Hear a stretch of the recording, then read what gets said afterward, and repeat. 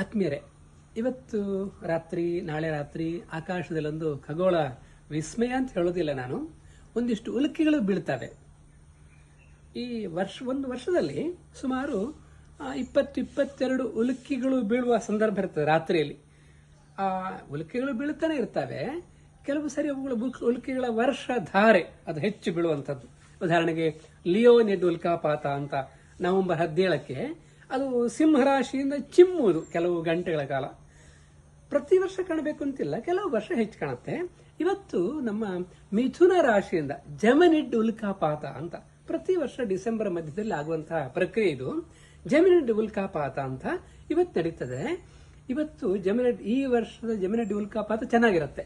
ಇವತ್ತು ರಾತ್ರಿ ಮತ್ತು ನಾಳೆ ರಾತ್ರಿ ಸುಮಾರು 1 ಗಂಟೆಯಿಂದ 3 ಗಂಟೆ ಹೊತ್ತಿಗೆ ನೆತ್ತಿಯ ಮೇಲೆ ಬರುತ್ತೆ ಮಿಥುನ ರಾಶಿ. ಹಾಗಾಗಿ ಎಲ್ಲಾ ಕಡೆಯಿಂದ ಉಲ್ಕೆಗಳ ವರ್ಷ ಧಾರೆ ಕಾಣಬಹುದು ಅಂತ ಅಂದಾಜು ಮಾಡಿದ್ದಾರೆ.